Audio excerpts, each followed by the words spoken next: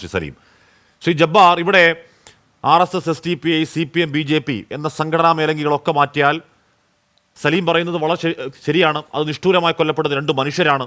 ജീവിതകാലത്തൊരിക്കലും തീരാത്ത ഇരുവരുടെയും, സലീം അടക്കം മാതാപിതാക്കളുടെ ഒരിക്കലും തീരാത്ത പുത്രദുഃഖത്തിന്, മക്കളുടെ അനാഥത്വങ്ങൾക്ക്, ഭാര്യമാരുടെ വൈധവ്യങ്ങൾക്ക് ജാതി മതവും സംഘടനയില്ല. അതിനൊറ്റ ഭാഷയുള്ളൂ, അത് വേദനയും വിലാപവുമാണ്. അതുകൊണ്ട് തന്നെ ഷാന്റെ കൊലപാതകങ്ങൾക്കും അർഹമായ ശിക്ഷ വേണം എന്നതിൽ പൊതുസമൂഹത്തിന് നീതി ആഗ്രഹിക്കുന്ന മനസ്സുകൾക്ക് തർക്കമുണ്ടാവില്ല. പക്ഷേ അതിൽ നിങ്ങൾ ആരോപിക്കുന്നത് അതിൽ RSS സർക്കാർ ഒത്തുകളിയാണ്. അത് അതിരുകടന്ന ആരോപണമല്ലേ ശ്രീ ജബ്ബാർ? ഹാഷിമി, ആദ്യമേ തന്നെ ഞാൻ പറയട്ടെ, നിങ്ങൾ തുടക്കത്തിൽ തന്നെ ഈ 15 പേരെ മരണം വരെ തൂക്കിലേറ്റാൻ വിധിച്ചത് ഒരു ചരിത്ര വിധിയാണെന്നാണ് നിങ്ങൾ പറഞ്ഞത്. അതൊരു വിചിത്ര വിധിയാണ്, അതൊരു ചരിത്ര വിധിയല്ല. കേരളത്തിൻ്റെ ചരിത്രത്തിൽ ആദ്യമായിട്ടാണ് അതുകൊണ്ടാണ് സർ ചരിത്ര വിധിയാവുന്നത്. ഒരു കൊലക്കേസിൽ 15 പേരെ കൂട്ട വധശിക്ഷക്ക് വിധിക്കുന്നത്. വധശിക്ഷക്ക് social democratic party of India എതിര് നിൽക്കുന്ന ഒരു രാഷ്ട്രീയ പ്രസ്ഥാനമാണ്. വധശിക്ഷ എന്നാൽ ഭരണകൂടത്തിൻ്റെ നിയമപരമായ കൊലപാതകം തന്നെയാണ്. ഈ കേസിൽ ഷാനിൻ്റെ പ്രിയപ്പെട്ട പിതാവ് പറഞ്ഞത് വളരെ ശരിയാണ്. നമ്മുടെ കേരള സംസ്ഥാനത്തെ ഏതൊരു പൗരനും തോന്നും ഇതിൽ ഇരട്ട നീതിയുണ്ടെന്ന്. പത്രം വായിക്കുന്ന, ചാനലുകൾ കാണുന്ന ഏതൊരുത്തനും തോന്നും ഇതിൽ ഇരട്ട നീതിയാണെന്ന്.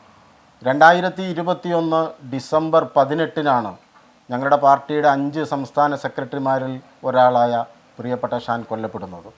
രാത്രി അദ്ദേഹം വീട്ടിലേക്ക് ബൈക്കിൽ പോകുമ്പോൾ കാറിടിച്ചു വീഴ്ത്തി അദ്ദേഹത്തെ ക്രൂരമായി വെട്ടിക്കൊല്ലുകയായിരുന്നു ചെയ്തിരുന്നത്. അതിൻ്റെ തൊട്ട് പിറ്റേന്ന് 19-ാം തീയതിയാണ് രഞ്ജിത്ത് കൊല്ലപ്പെടുന്നത്. ഏവർക്കും അറിയാവുന്നതുപോലെ വൈകാരികമായ ഒരു പ്രതികാര കൊലയാണ് അതെന്ന് നമുക്ക് കാണാൻ കഴിയും. സ്വാഭാവികമായി ഒരു പ്രദേശത്തുണ്ടാവുന്ന ഷാനിനെ സ്നേഹിക്കുന്ന ആളുകളിൽ ഉണ്ടാക്കിയ ഒരു വികാരമായിരിക്കാം ആ കൊലപാതകത്തിന് കാരണം.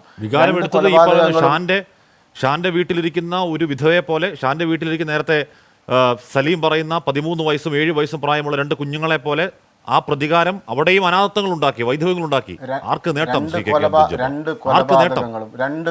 നഷ്ടങ്ങളല്ലാതെ ആർക്ക് നേട്ടം? 2 കൊലപാതകങ്ങളും സംഭവിക്കാൻ പാടില്ലാത്തതാണ്, ദുഃഖകരമാണ്. പിതാവിന് മകൻ നഷ്ടപ്പെട്ടിട്ടുണ്ട്, ഭാര്യയ്ക്ക് ഭർത്താവ് നഷ്ടപ്പെട്ടിട്ടുണ്ട്, മക്കൾക്ക് പിതാവ് നഷ്ടപ്പെട്ടിട്ടുണ്ട്. ദുഃഖകരമായ കൊലപാതകം തന്നെയാണ്. പക്ഷെ അതിൽ ഒരു കൊലപാതകത്തിൽ വളരെ ദ്രുതഗതിയിൽ അന്വേഷിക്കുകയും 15 പ്രതികളെ കൂട്ട വധശിക്ഷയ്ക്ക് വിധിക്കുകയും ചെയ്യുകയാണ്. അതിന് കേരള പോലീസ് ആദ്യമായിട്ട് ആ അന്വേഷണം നടത്തിയ ഉദ്യോഗസ്ഥർക്ക് അവാർഡ് പ്രഖ്യാപിക്കുന്നു, അനുമോദനങ്ങൾ കൊണ്ട് ചൊരിയുന്നു. തൊട്ടപ്പുറത്ത് 18-ാം തീയതി കൊല ചെയ്യപ്പെട്ട ഷാനിൻ്റെ കേസ് വിചാരണ തുടങ്ങിയിട്ടില്ല. 15 പ്രതികളെയാണ് തൂക്കിലേറ്റാൻ വിധിക്കുന്നത്. നേരെ മറിച്ച് തൊട്ടപ്പുറത്ത് ഷാനിൻ്റെ കൊലപാതകത്തിലെ പ്രതികൾക്ക് മുഴുവൻ ജാമ്യം അനുവദിക്കുകയാണ് ചെയ്യുന്നത്. കേരളത്തിന്റെ സർക്കാരിന്റെ പ്രോസിക്യൂട്ടർ നിങ്ങൾക്ക് രാഷ്ട്രീയമായത് പറയാം. ജാമ്യാപേക്ഷയെ നിങ്ങളുടെ അധ്യക്ഷൻ, നിങ്ങൾ സംസ്ഥാന അധ്യക്ഷൻ വാർത്താസമ്മേളനം നടത്തി കാര്യങ്ങൾ പറയുന്നുണ്ട്. നിങ്ങൾക്കത് രാഷ്ട്രീയമായി പറയാം. ഇന്ന് മാത്രമല്ല, ഇന്ന് അഷ്റഫ് മൗലവി നിങ്ങളുടെ സംസ്ഥാന അധ്യക്ഷൻ പറയുന്നുണ്ട് ഇത് കേന്ദ്ര ഏജൻസികളും മുഖ്യമന്ത്രിയും സർക്കാരും തമ്മിലുണ്ടാക്കിയ കരാറിന്റെ തുടർച്ചയാണെന്ന് പറയുന്നുണ്ട്. എന്താണ് RSS നിശ്ചയിച്ച അന്വേഷണ ഉദ്യോഗസ്ഥരെ കൊടുത്തു എന്ന് പറയുന്നുണ്ട്. എന്താണ് 30ഓളം ക്രൈസ്തവരെ ഗർഭാപ്പസ് നടത്തിയ ആളെ പ്രോസിക്യൂട്ടറാക്കിയെന്ന് പറയുന്നുണ്ട്. ശ്രീ KK അബ്ദുൽ ജബ്ബാർ, ഇത് രണ്ട് കേസാണ്. ഇപ്പോൾ എച്ച് സലാമിൻ്റെ വേദന മനസ്സിലാക്കാം. ഇതിനെ യാഥാർത്ഥ്യബോധത്തിൽ കണ്ടാൽ രണ്ടും 2 കേസാണ്, രണ്ടും 2 അന്വേഷണ സംഘമാണ്, രണ്ടും 2 കോടതിയാണ്, രണ്ടും 2 രീതിയിലുള്ള വ്യവഹാര വഴികളാണ്. ഇപ്പോൾ അങ്ങനെയാണെങ്കിൽ അതിനു മുമ്പ് നന്ദുകൃഷ്ണ അതിൽ വിധി വന്നിട്ടില്ല, അഭിമന്യു വിധി വന്നിട്ടില്ല, എന്താണ് ധീരജ് കൊലക്കേസ് വിധി വന്നിട്ടില്ല, കൃപേഷ ശരത്ലാൽ വിധി വന്നിട്ടില്ല. അങ്ങനെ നോക്കിയാൽ എത്ര കേസുകൾ വിധി വരാത്തതുണ്ട്. അപ്പോഴേക്കും ഒത്തുകളി ആരോപണം നിലനിൽക്കുന്നതാണോ ശ്രീ KK അബ്ദുൽ ജബ്ബാർ? ഞാൻ പറയുന്നത് ഇത് രണ്ടും 2 കേസ് തന്നെയാണ്. 2 കോടതിയിലാണ് ഇത് നടക്കുന്നത്.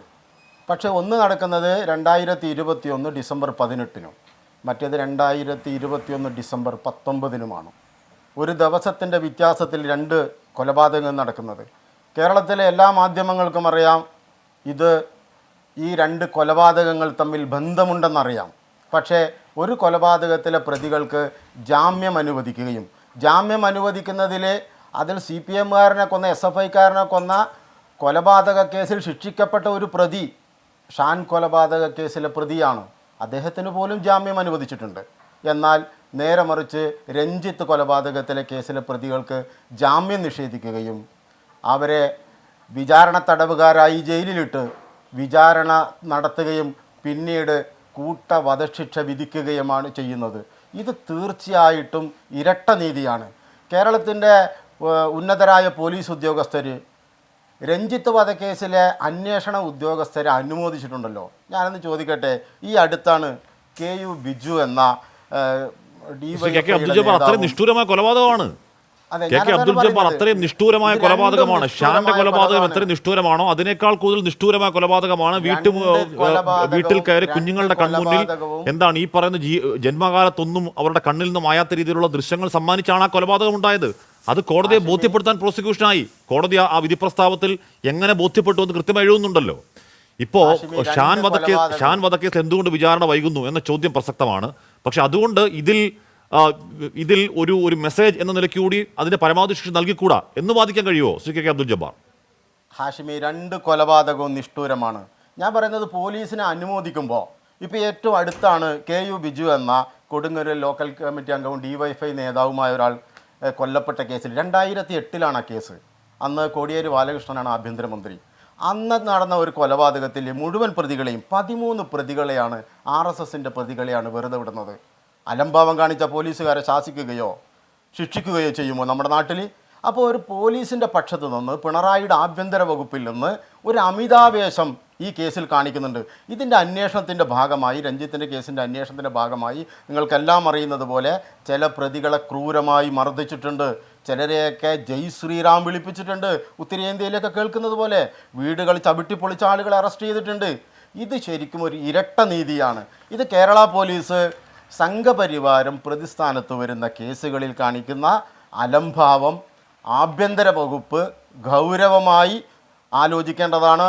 ഇടതുപക്ഷ സർക്കാരിൻ്റെ ആഭ്യന്തര വകുപ്പ് RSS പ്രതിസ്ഥാനത്ത് വരുന്ന കേസുകളിൽ അലംഭാവം കാണിക്കുന്നുവെന്ന് നമ്മുടെ കേരളത്തിലെ എല്ലാവർക്കും അറിയാവുന്നതാണ്. ശ്രീ KK അബ്ദുൽ ജബ്ബാർ.